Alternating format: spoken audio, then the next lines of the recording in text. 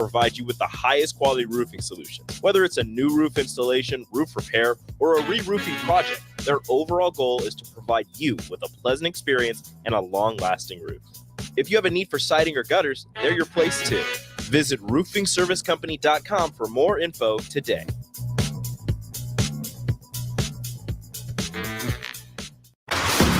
Tanner's Bar and Grill is the perfect place to watch your favorite MLB teams this spring and summer, as well as Nebraska baseball. Enjoy Tanner's delicious hamburgers, chicken lips, and daily specials, and wash it down with one of their tons of options of beers. You'll never have an issue finding the game, as there are TVs everywhere throughout the space. So get in early and grab your spot and settle in for an afternoon or evening of baseball at Tanner's Bar and Grill, 30th and Yankee Hill.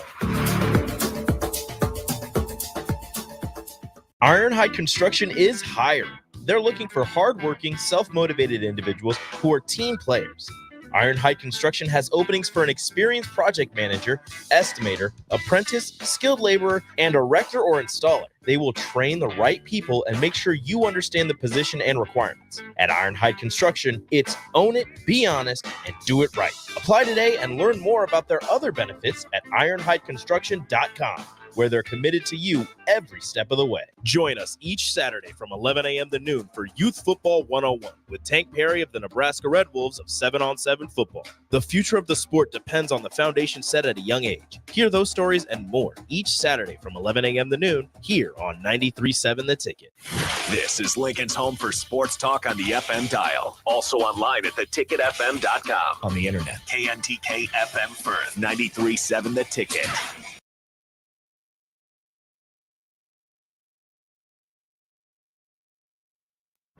Community means something different to everyone. But for me, it means cheering on those around you during the good times and helping them out during the tough times. I'm softball player Jordy Ball, and I've been blessed with the support of my friends, family, coaches, and community throughout my life. When looking for a bank to call home, it was easy to choose Midwest Bank. I never feel like just another customer, and they're proud to support their communities. They love what they do, and it shows. Your community, your bank, Midwest Bank. Hey Nebraska! Register today for the 40th annual Cornhusker State Games, taking place July 11th through the 21st in Lincoln, Omaha, and other Nebraska communities. The Cornhusker State Games features 70 sports for athletes of all ages and abilities. Price increases are approaching, so register early and save. For details, go to cornhuskerstategames.com. Rehydrate, replenish, refuel with Gatorade, brought to you by Pepsi Cola of Lincoln, a proud partner of the Cornhusker State Games. Spring sports are here, and it's time to upgrade your There's equipment. more time to Don't go save. rush into your big box store. Play It Again Sports is your place to go for all spring sports equipment for baseball, softball, golf, and disc golf. Play It Again Sports has quality, slightly to gently used equipment, and 50% of their inventory is actually new equipment. And don't forget, buying from them is a great way to get new products with great discounts by also bringing in your used items for store credit or cash on the spot. Play It Again Sports at 48th and Vine. It's time to go one-on-one with DP. Coming at you live from the Koppel Chevrolet GMC studios. Here is your host, Derek Pearson. Brought to you by Mary Ellen's Food for the Soul on 93.7 The Ticket and theticketfm.com.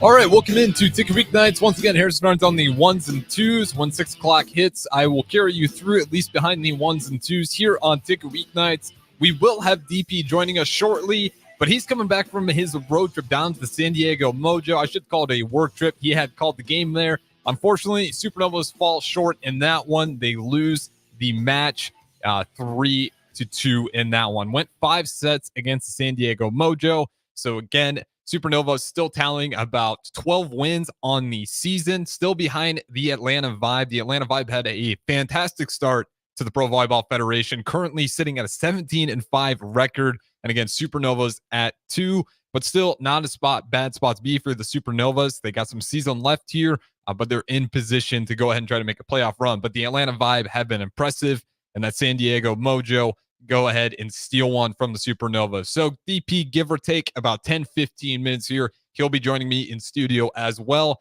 And if you guys want to join in the show, as always, you can hop in on these streams: Facebook, YouTube, Twitch, Twitter, and Allo Channel 961. The Starter Heyman text line will still be open to you guys, 402-464-5685. And DP gave me a little bit of rundown.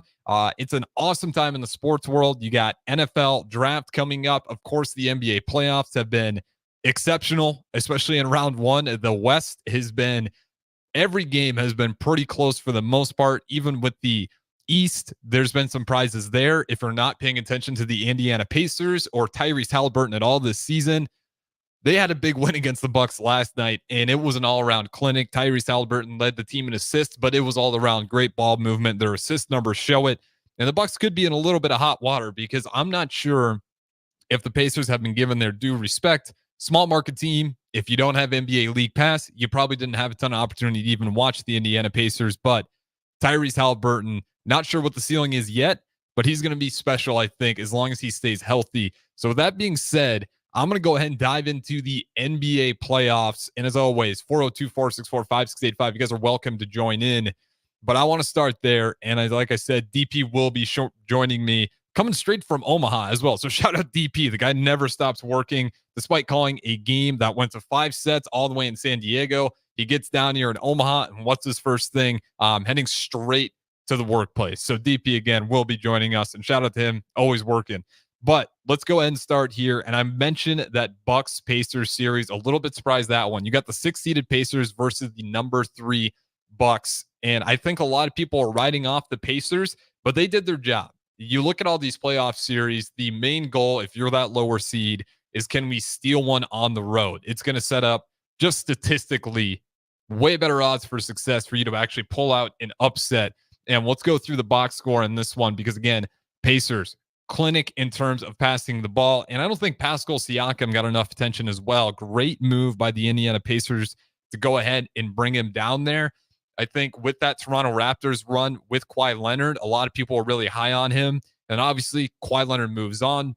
You have some years where they're really trying to force Pascal Siakam to be that superstar caliber player, but I just don't know if there's enough help around him. And now you're seeing him on a team that he fits really well on in a dominant performance by him. 16 for 23 from the floor, 3 for 4 from the three-point line, racks up a total of 37 points, 10 rebounds, and 6 assists. So a solid double-double, a 37-point double-double at that, puts in 11 rebounds. But this is what I was talking about with the assist. That starting lineup, they play so well together. Siakam, 6 assists. Nesmith, 7 assists. Turner, he puts in 6 as well. Nembhard puts in 3. And then, like I said, Tyrese Halliburton drops 12 assists on the night. And then some good production off the bench. Obi Toppin now on the Pacers. He puts in 9 points as well. And that's all the scoring you're getting it on the bench. But nonetheless, you're getting some good minutes out there. Even though a guy like TJ McConnell, not necessarily the biggest threat out there, but plays enough. And he did drop 6 points on him. 2 for 6 from the floor. Just some good defense as well. But what I like about this Indiana Pacers team is just how well they move the ball. If you like to watch pretty basketball, you have to watch the Pacers. And Tyrese Halliburton, when he was on the Sacramento Kings, I was a little bit surprised that they moved on from him so quickly. I understand they had a guy in De'Aaron Fox who they want to lead that team into that next chapter, whatever it may be. But now you're looking at the Sacramento Kings, another disappointing season. Last year, the Sacramento Kings, the number 1 offense in the NBA. You flash forward to this year, still a lethal offensive team, but the defensive numbers did not do them any favors, and it showed up in the win-loss total, and it led to them being a play-in team getting bounced out. They got the revenge on the Warriors, but that's pretty much where it ended for the most part. So again, you look at a team like the Sacramento Kings, yes, maybe they have a shot to stir things up, but I really thought that Tyrese Halliburton went a better move to at least hold on to him and see what you have, because he showed flashes of this elite playmaking ability pretty early, and he was all bought in on playing for the Sacramento Kings. That was one of those franchises that he really appreciated, that they took a chance on him, and he was playing great basketball there. So again, I think that move from moving on from him, I don't know in hindsight if they're going to look favorably on that maneuver. And I like some of the other things the Kings have done. I think Sabonis was a sneaky good trade last season to get him in there. Another underrated player, great playmaker all around, not the best rim protector, but a skilled player. In his game with Tyrese Halliburton just made perfect sense in the world. But nonetheless, they move on. But the Pacers, they come back, beat the Bucks 125 to 108, and it really wasn't close all game long. The Indiana Pacers, from quarter 1 to quarter 4, outscored the Bucks every single quarter. The Bucks, for the most part, couldn't really gain any momentum in their home arena. And it does raise some flags. Looking at the Milwaukee Bucks, you fire your head coach, after losing to the Miami Heat last year, and then the Miami Heat go all the way on a massive run to the finals. Now they lose to the Denver Nuggets as expected. I mean, that's my favorite for this year.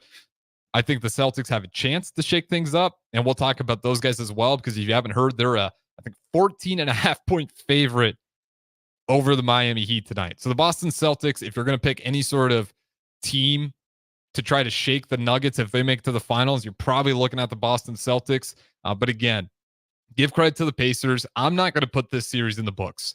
I think this matchup's a lot closer than I initially gave it credit for.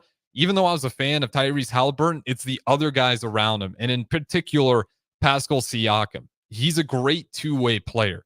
He can hit the three ball. He's long, lengthy, and he doesn't really rest on defense. He's a guy that plays solid two-way game all quarter long. And, if you want to factor in conditioning, he's one of those guys that just doesn't ever seem to get tired out there. So keep an eye on the Pacers. If I were to go through these series in this NBA playoffs, that's a team I'd keep my eyes on.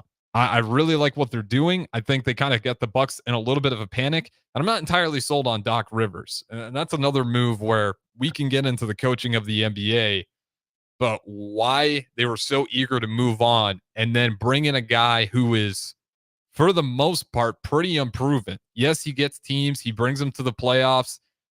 But that Game 7 record is atrocious. And with the talent Doc Rivers has had in the past, great roster after great roster after great roster, it didn't seem like a smart move. You want to get a guy in there who has a little bit of a resume that he can develop teams. Now, Doc Rivers, not the worst coach out there, but his whole stint with the Milwaukee Bucks has just been strange this year, to say the least. He kind of came in complaining right off the bat about the management, about the quick turnover, and just some really unusual comments. And then even still, we'll still let those slip out there every now and then, calling out his own roster on road games to the media. I get it. Maybe the idea is to fire those guys up during the regular season, how they're not winning those road games. But it's stuff like that where I don't understand Doc Rivers bringing that to the media. That seems like a locker room discussion, not where I'm going to go on the podium and put my own roster on the spot for the world to hear. It was still a great record overall, and I get it. You're frustrated with the road losses, but to say, I feel like, paraphrasing here, that I'm the only one focused, I'm looking around, I see a lot of guys not locked in. I get it. That's a locker room conversation, not one that you have to the media. So then ESPN can write a bunch of articles about the Milwaukee Bucks not mentally focused on road games, and our source is the head coach, Doc Rivers. So I didn't like the move, and I think coaching matters a lot in the playoffs. I talked about this last night with the Mornay Pearsonell. When they got rid of Vogel, Los Angeles Lakers, one season, the bubble, if you want to call it a Mickey Mouse trophy, whatever you will, he gets that team a title nonetheless. He gives the Lakers, with Anthony Davis, JaVale McGee, LeBron James, just a great veteran crew, if I were going to put it, a team that has a ton of experience under the belt, and he's able to get those guys a ring. And then you have 2 bad seasons where in one of those years you have not only LeBron, but AD as well, in and out with injury. Everyone had that meltdown when everyone saw LeBron finally go down with an injury that lasted longer than just a couple of days. And then the next season, again, disappointing, but the roster construction around it never made sense to me.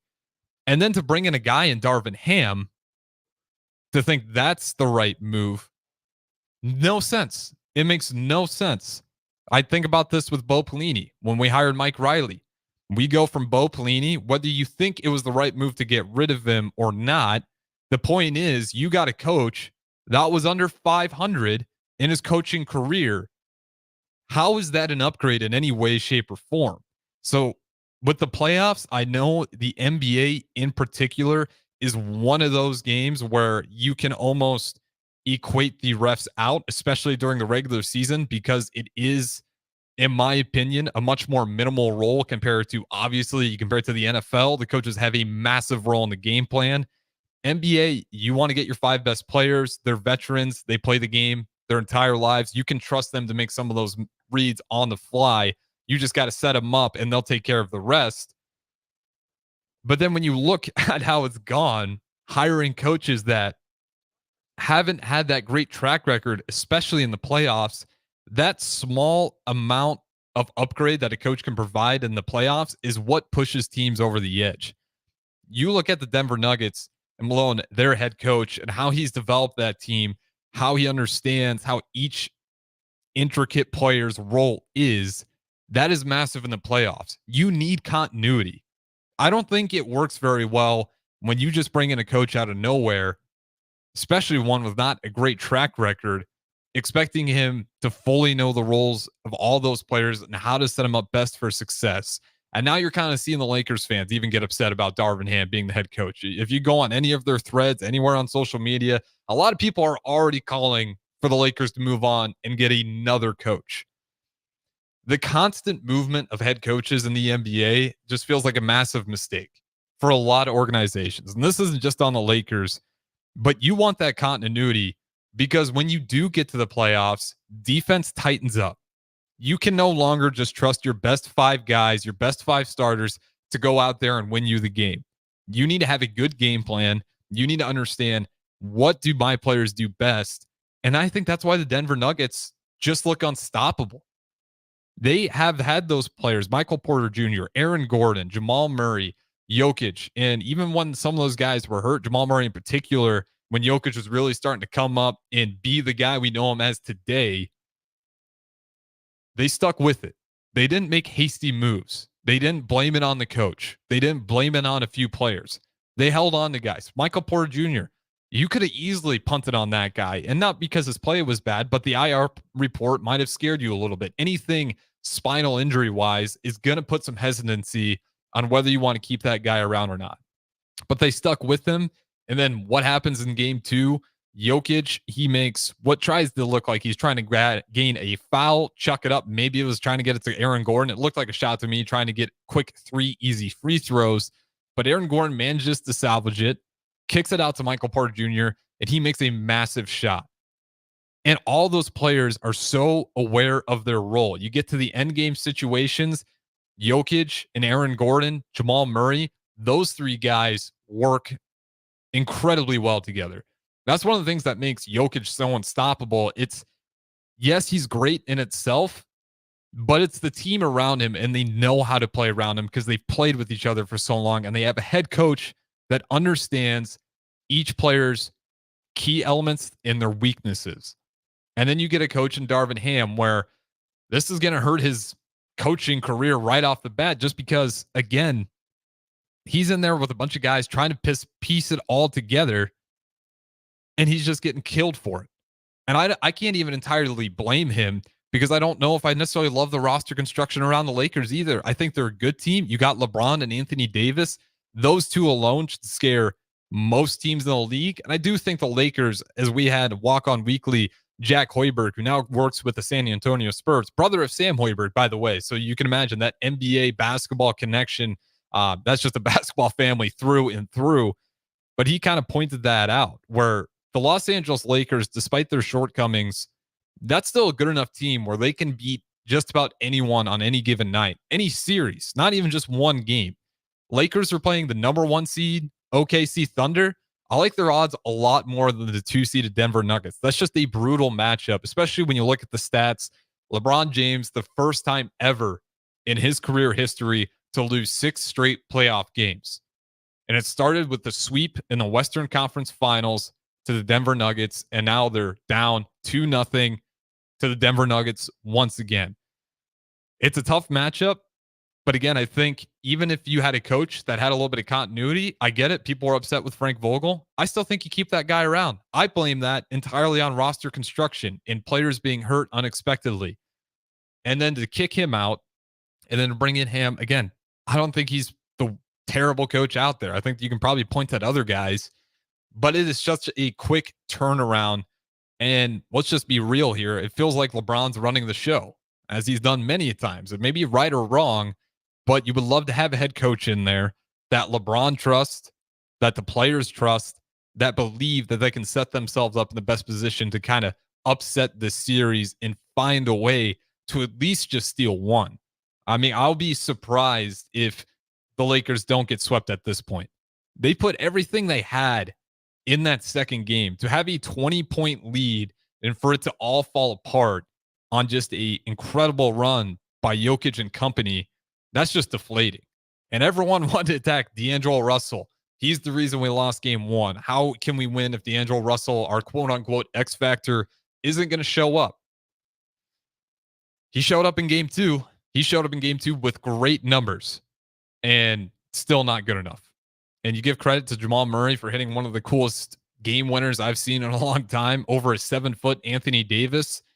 But it just really put a dagger in that Lakers team. When you have your two best players in Anthony Davis and LeBron James and their post-game press conferences with an aggressive mic drop, it doesn't bode well, at least in my opinion. It looks like defeat the way I read it.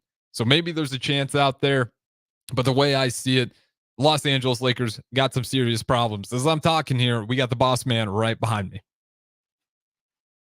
DP rolling in, fresh from Omaha, coming down from the San Diego Mojo. Quick turnaround. The guy just must love work like nobody else out here. But Derek Pearson now joining me one-on-one with DP. And as always, you guys are welcome to join in. 402-464-5685. Starter Heyman text line, Face to the Voice, Facebook, YouTube, Twitch, Twitter, and Allo channel 961. But nonetheless, DP, I know if you had a busy night, busy travel. How's it going, man?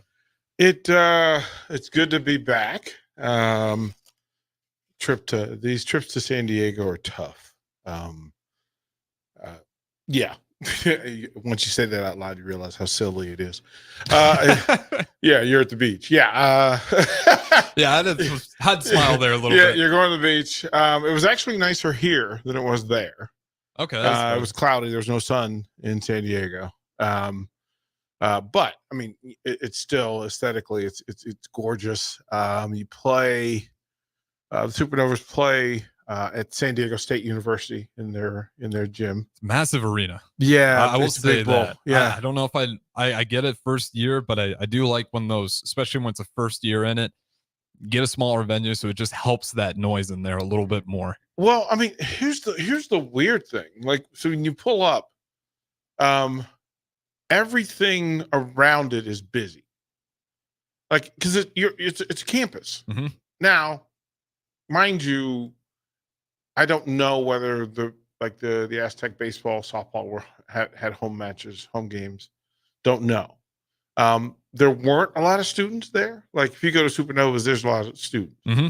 There's everybody at those games. Those games get packed. Yeah. And the weird thing was, of the, a third of the people there last night were Supernova fans.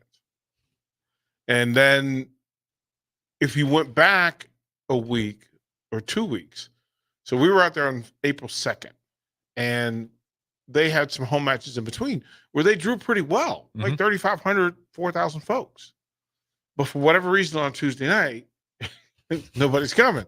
And it Renee and I were talking about it last night, that it's a weird, because it's a bowl. Mm-hmm. It's a bowl. So yeah, we got some Rico stories running up and down that bowl last night too. Oh my gosh, it was so funny. It was so funny. But it's a bowl. It's like the old Memorial. It's like Memorial Stadium on the lower bowl. It's like Iowa, right? Is that a good comparable? It's a bowl, and it's really weird because I don't know what they did with it. Right? Like, I think it was where the football stadium was, and they put a basketball arena inside the bowl. Mm-hmm. And then when you pull up to the outside of the building, in the parking lot, there's concrete bleacher seats. So at some point, the thing turned around or whatever. But Like literally, there's like 1,000 seats facing the bus. I was like, that's really weird. Just like, not really a thing to do. So yeah, you're providing your own juice, and it's really tough. You're pros. You're trying to figure it all out. And again, everywhere in the league, in the federation, is good. So going 2-2 against San Diego doesn't really hurt you, other than the fact that in the back of their minds, if they end up matched up with you in the playoffs, It's in the back of your head a little bit. well, I mean, you're giving hope. Renee and I talk about it a lot. Hope, giving hope that you're equal. Or now they've got some players, and we knew the last trip out to San Diego. Like I told Renee Saunders that, listen, this is different, right? Like when you look at the team play, one, they started late, so that was a big deal, and then as their team sort of evolved.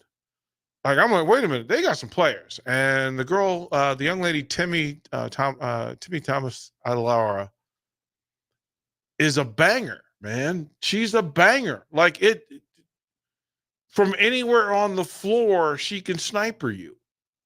Anywhere on the floor. And she just is violent in her swing. She elevates. She takes advantage of matchups, right? And then in the fifth set last night, the difference was that we couldn't get the matchup off with the setter versus Timmy Thomas Alara. Like we couldn't get, she's just over top of him.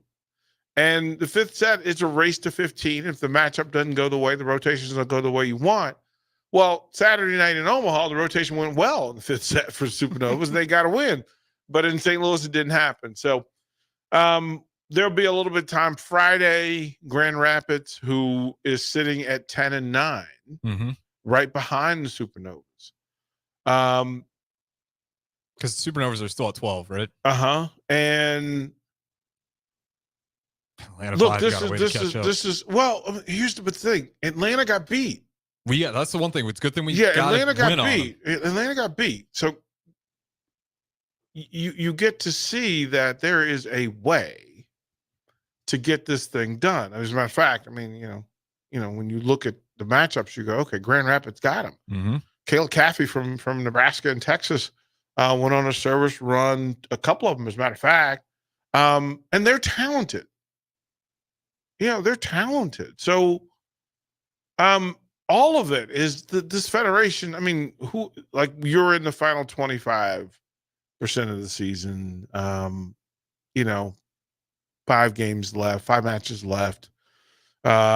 Friday, Grand Rapids in Omaha, then a bit of a break until they head to Columbus, which, last time we went to Columbus, it didn't go well. And Columbus is one of those teams too. They've beaten the best of the best. I think they got maybe even a couple wins over the Fury. Yeah, and they're scrappy in that they're fighting for their playoff life. So all the matches have meaning now, and everybody's scrapping. Like you're trying to, it's an interesting set. So we'll go. Grand Rapids come here. Then on the 4th, we'll go to Columbus. On the 6th, we go to Vegas. On the 7th, we play Vegas. And then we go to Grand Rapids after that. And am I missing a home match? Yeah, you met Columbus Fury on the 9th, and then Grand Rapids are on the road on the 12th. So you got one home game versus the Columbus Fury. Yeah. When's Columbus here? That's May 9th, Thursday. Okay. So that's the, you're going to face everybody that's battling for something and an opportunity. Now, on the bright side, the addition of Stephanie Samity from Minnesota, and Husker volleyball fans are very familiar with Stephanie Samity, and she in her first appearance with Supernovas had 10 kills, 10 digs, 2 blocks. Like she's and she wasn't in the starting rotation. She did this coming off the bench. And they're still getting to know her, and she's still getting to know them, but she's going to be a factor.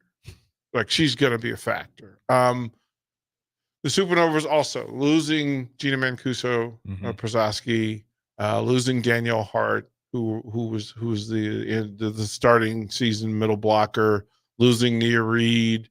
All of those things play into it, but everybody in Federation is going through their changes.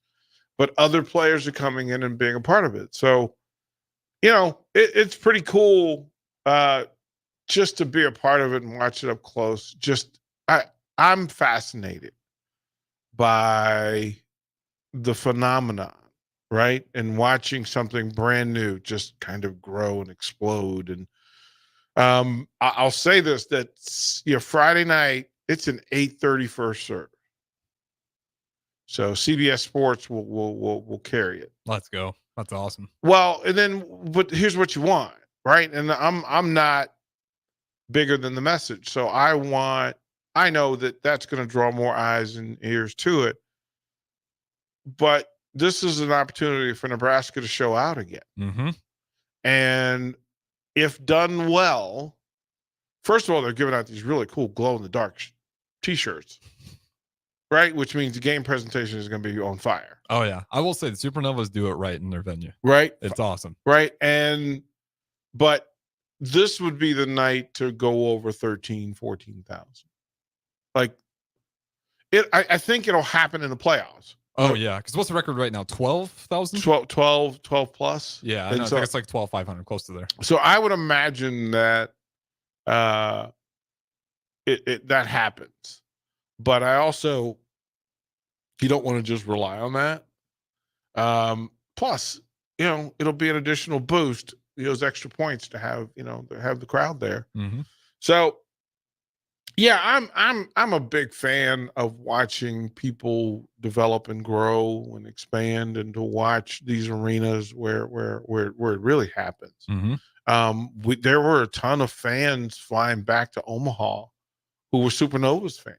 That's awesome. Yeah, it's starting, like, it's that thing. Oh, Supernovas are on the plane. Like, you don't have to explain, like, who are they? Mm-hmm. No, people know, people are paying attention, people are aware of it, people are being supportive. And then I know that social media responses have been up, and that people are paying attention to it. So it's pretty cool to watch, and pretty cool to kind of watch it move along. So through all of that, and then, not for nothing, but tomorrow is the NFL draft, and not for nothing, but you're in the middle of the NHL and NBA playoffs, and not for nothing, but you're in the big drive for Big Ten softball, and you're in the drive for Big Ten baseball, and the Huskers need to right the ship and get it right and figure out how to just get over the edge and get it over the hump. Shout out to Georgetown baseball. They're coming to Creighton, and Coach Edmund Thompson, of course, he's friends and family. It's Barry Thompson's brother, is the head coach for Georgetown. And he's like, yeah, I'm going to be in Creighton. I'm like, well, I'm doing a volleyball game at 8:30. But, you're there all weekend. So, spring game. Well, okay. But they play at night Saturday, so there's no conflict. So to be able to pop to Omaha and watch the Hoyas. And then Sunday, probably as well, at least make a bid. We'll see what happens with that. So there's lots going on. Let me ask you if the name Roman Gabriel means anything to you. Roman Gabriel. Okay. So Roman Gabriel in the 60s and 70s, there was a year in the NFL where Roman Gabriel was the best quarterback in the league, in the NFL. And Gabriel played for the Rams and he played for the Philadelphia Eagles. But Roman Gabriel, he put up big yardage in a time where not everybody put up a ton. But he led the NFL in passing. I want to say it was 69, somewhere between 69 and 73. He led the NFL. I don't have the stats in front of me, but he led the NFL in passing. And the thing about it to me was, again, in that era of football, I mean, Sonny Jurgensen led a long stretch of leading the league in passing. Johnny Unitas before him. John Hadle had a run. I'm trying to run through my mind of who was slinging the ball around pretty well in the course of those in the course of those years. Jim Hart from the St. Louis Cardinals. And it's weird that was kind of my birth as a football fan. Mm-hmm. And so I remember, like, there weren't 32 teams. There were 24, I want to believe. And it was a clean split between the AFL and the NFL. And as a matter of fact, they didn't really want to give the AFL credit because the AFL was the throw it around league. They were the pass it league, right? CBA, NBA, all over again. Right. Like you went through it. East Coast, West Coast, you go through it. You same for baseball. And one of these one-on-ones, I'm going to go back and take you back through the expansion of baseball, Major League Baseball, to going out west, because you have to remember, like, everything was pocketed in the Northeast. And that's probably fair for like every pro league at that time. The core of it for the NBA was the Northeast. Mm-hmm. And for baseball, the same, because you'd have a Milwaukee pop up, right? The Chicago, Atlanta, there was nothing in Florida, there's nothing south of that, right? And then the expansion of them deciding to go when the Dodgers moved to LA, but then realizing that, we don't have a rival. Like, we don't have anybody out here. Mm-hmm. Like, we don't have anybody out here. And if you really want, there's a really cool documentary that talks about Chavez Ravine, the Dodger Stadium, mm-hmm. and the process of the Dodgers moving from Brooklyn to LA and them trying to figure out where to put the stadium, right? And for those that have never been to Chavez Ravine, Chavez Ravine, it's a ravine. Like, it's really you pull up to the stadium in the main parking lot of the stadium, you're at the top of the stadium. They put the stadium into a space that wasn't necessarily natural. Same for Candlestick. It's on the side of a mountain, bro. You like living. But for football, it was the Northeast. The AFL and the NFL. The NFL was the grinded. I mean, matter of fact, the Baltimore was still in the NFL before they moved over. Mm-hmm. It was interesting times to watch the AFL. Darryl LaMonica, Len Dawson. I'm trying to name the AFL quarterbacks. Well, John Hadle for the Chargers. Let me call my dad. Right? Yeah, but that's like for all the old heads out there. Yep. If you think about.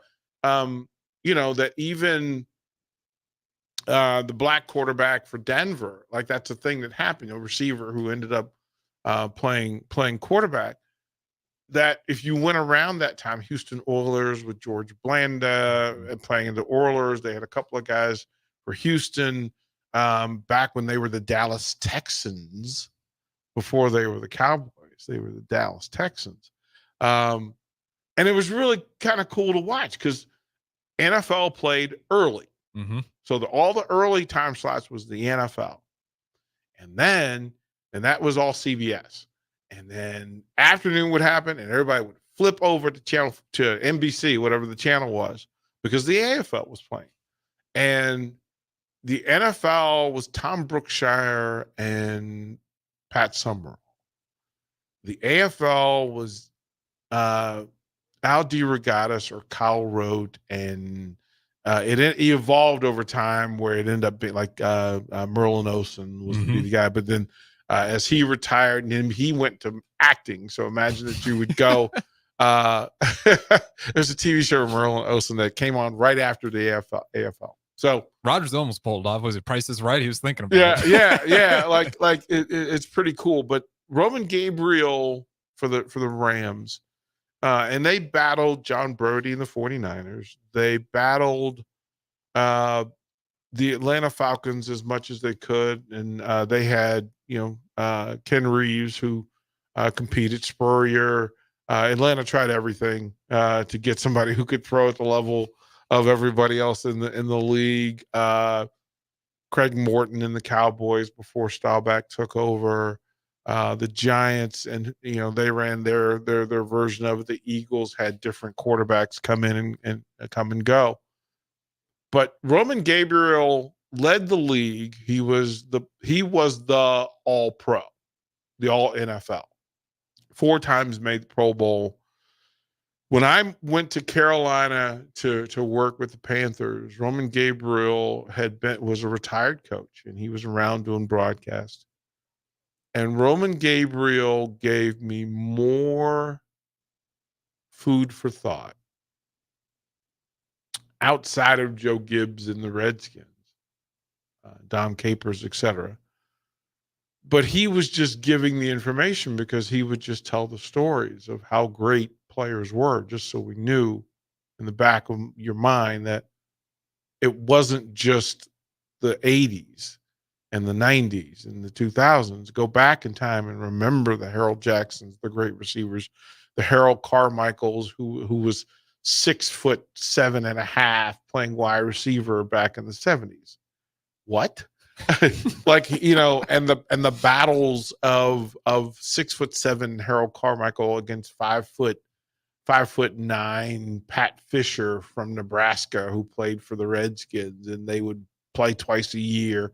And the matchups would always end up in like a fist fight between the two of them because it was so hyped up that it wouldn't cost you $2 million. Right. Like it was a thing. And back then, you spit the blood and keep it moving. Yep. Right. It was that kind of deal. But back then, you kind of identified people who were different, right? And Roman Gabriel, like that's a name. Mm-hmm. Like there's some meat and potatoes to it. There's a story behind it. And I never knew what that story was. Like I thought he was Italian, or I thought he was Roman or something. Like I was like, that's your name, right? Makes perfect sense to me. But come to find out, he was Filipino. And Roman Gabriel is the only Filipino NFL MVP. Yeah, that would have been 1969. Yeah, that was the year, and he had 2,549 yards. Yeah, I mean, and those were 12-game seasons, so you had to get it done in a short period of time against some defenders. And remember, back then it wasn't, hey, barely touch me pass coverage. They could grab you at the line of scrimmage and just tackle you if they wanted. I think that part always gets forgotten. Like you don't even go 20 years and it's way different. Listen, man, this is the thing. And I listened to Tyreek Hill say that he would give Deion some work. And I went, bro, that tells me that you don't know what you're talking about. Hey, you don't know what you're talking about. Because them dudes back then, listen, Mel Bunt would have thrown Tyreek Hill into the third row. Mm-hmm. Like Tyreek Hill would have never gotten off the last group. You know why you didn't see a lot of small receivers back then? Because it was a physical game. Mm-hmm. Right? Yeah, them corners and safeties were bullies, bro. Them linebacker run a crossing route. They could close hang you while you were running the route and just like, oops, my bad. Mm-hmm. Helmet pop off. Yep. I don't care. Keep playing. Yep.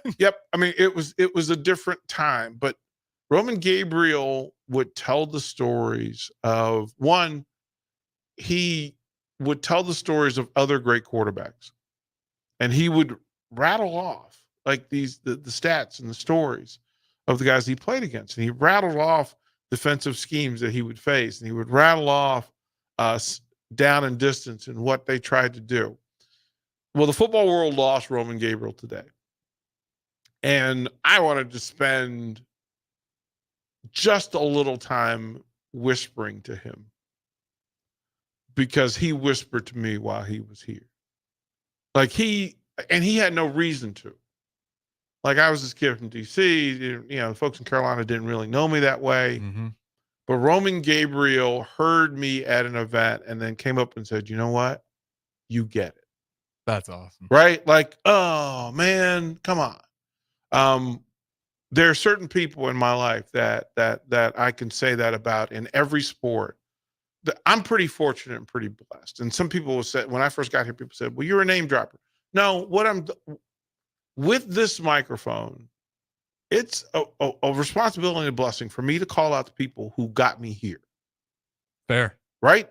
And there's no way to say, listen, that if John Thompson will sit and feed you basketball IQ, if Joe Gibbs can talk to you about so much not football, I'm telling you, if there were 500 conversations with Joe Gibbs, 490 of them were not about X's and O's football. Joe Gibbs would tell you about family. He would tell you about his faith. He would tell you about reading people. He would tell you about the value of community. He always talked NASCAR, even when he was the best coach in the NFL. So you knew, I'm not surprised he'd go into racing because that's what he talked about. Yeah. Jerry Sloan from the Utah Jazz and the Bulls, he was a farmer, man. That dude was a farmer, man. He would come, he'd come to basketball practice in cowboy boots and a cowboy hat, a piece of straw in his mouth, and he would just talk about life. Like, if I asked him to break down the triangle, he would do that. But it was always stories about humanity that Jerry Sloan would tell you, that he always recruited, he wanted to coach good people. And that was how you could identify a good coach who wanted to coach good people. There are coaches that want the rogues and the thugs and the bullies. And he said, I don't need to do that. That's not who I am. Mm-hmm. Joe Gibbs wasn't that Georgetown basketball era that was elite. People called them thugs. No, that was the racist element. When you talk about a group of guys that bought into team basketball, right? Like, we really worked to try to get people to play basketball the way John Thompson got that Hoya team to play defense first. Get me as close to the basket as possible. Defend hard. Take your breaks on offense, but go 100 on defense, right? Like, everything that every quality coach, blood and guts coach, all of them were about people. All the great people in sports who, like Dom Capers. Dom Capers walked into an expansion city. Charlotte had never had football before. Mm-hmm. They didn't. That was a NASCAR town. Like, that was a North Carolina Duke basketball town. That was a pro wrestling town. And Dom Capers came in and he brought in that old Pittsburgh Steeler mentality of play rough, play fair, play hard often. Right? That was what it was. And he went in and he said, you know what? Give me a little bit of time. And it took him 3 years to get his team to the NFC Championship game. 3 years, man. They were an expansion team in 94, 96. They were playing Packers in Lambeau Field. Incredible. Like, they beat the Cowboy triplets in Charlotte in one of the best nights of my life. And there were stars on that team, but there weren't stars on that team. The best player on that team was Kevin Green, right? Mm-hmm. Legitimate Hall of Famer. Mm-hmm. Sam Mills. Like, they had stars at linebacker. But you can't name their receivers.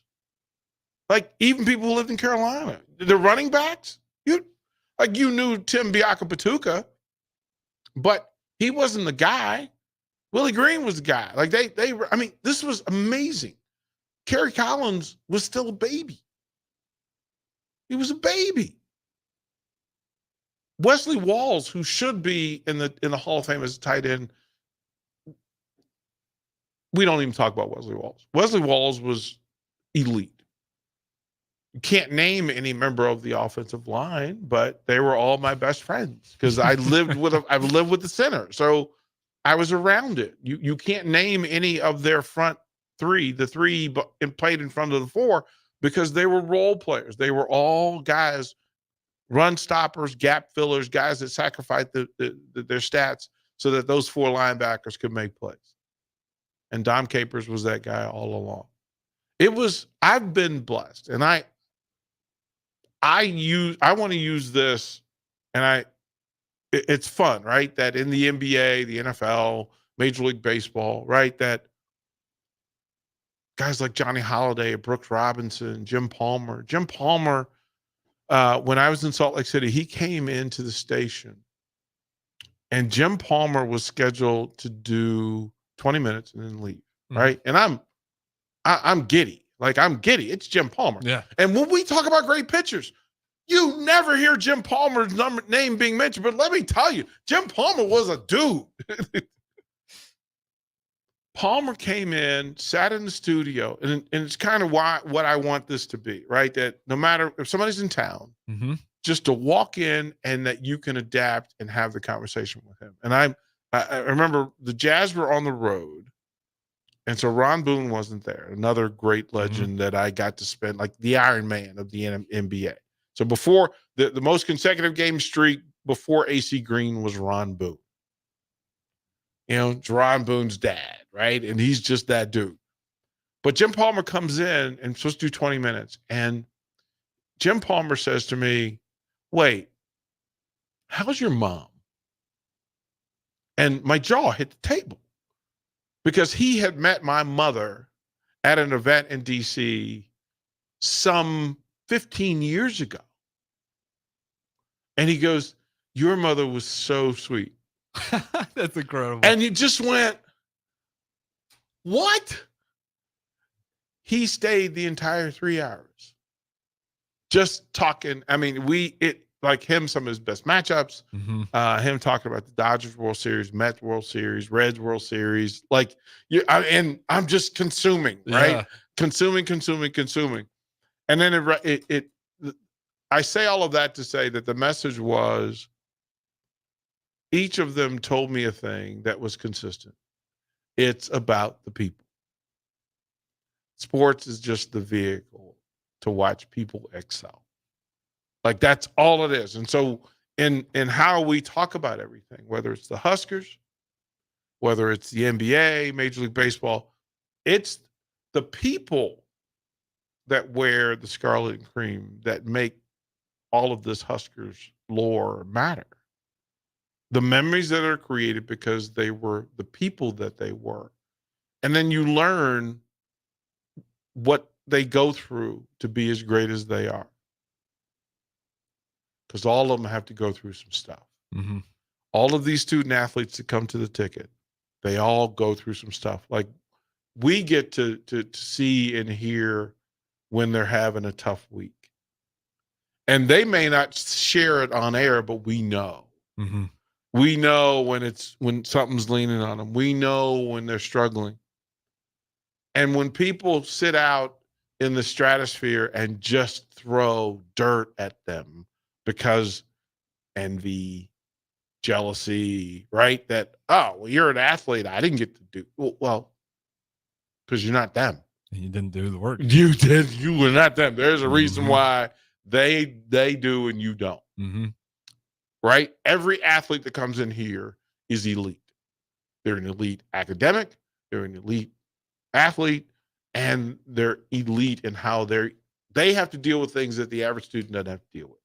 Yeah, it's if anyone's hung around for Ticket Weeknights, you realize that pretty quick. Yeah, it's not easy. It's I've said it before, but it's my least favorite argument I've ever heard is student athletes got it catered. Oh, you don't. That means you're not one. They're waking up, working out. Yep. Before class, then they go to class, then they got another workout. What am I eating? Can't get fast food. I got to make sure I'm taking care of my body right. Then I got to do film. Then I go talk to my coaches. Then I got to be a leader because I can't just be acting like a hooligan out there because I have a name and I got to represent the university. It's a lot of pressure and a lot of work. And everybody now has access to you. Yeah, even harder. Right? It's just tough. So shout out to those athletes and coaches and the fans who recognize the people. It is the adage that I coached by and I live by. Never choose the game over the people. The game is just a vehicle for the people. And how you cheer for it, who you cheer for, is a statement of what matters to you. And it's important. And the Huskers look, if you're rooting for Matt Rule, remember the person. If you're rooting for Fred Hoiberg, remember the person. Remember, he goes home, he got a family, he got stuff to do, And then there's Ronda Ravel, remember that. Will Bolt, remember that. Like you go through, like Mark Manning, you go through and remember all of these athletes, all of these coaches. These are exceptional people doing exceptional things. And if we get it right, we're just going to cheer. Like we're just going to cheer. And when it doesn't go that way, the right way, you just go, okay. So to Roman Gabriel, to a lot of folks who share stories, like that's what this building is for. Mm-hmm. We get to share sports stories, and these will be the stories we can go back in time and pull those stories forward. I mean, David Turcotte, Ron Brown, right? You got to get Turcotte back on just for my sake. Well, I mean, once the Supernovas are over, Fair. We'll fall back into a regular routine. And I can tell you, for folks that want to be a part of it, one-on-one is going to be a monster this summer because with Barry Thompson, Everett Gray, Turcotte, Mike Menner, Ron Brown, we're going to flow with a bunch. We're going to flow with a bunch of folks and keep it regular and keep it consistent. And we'll just sit and chop it up. And I'm looking forward to it. I'm really looking forward to it. Yeah, absolutely. Should be a lot of fun. Be sure to hang around because we got more ahead here on Ticket Weeknights. And then Ticket Weeknights going forward, as DP said, it's only going to be a better and better product. And, we're talking about the fans and how we got to support the university.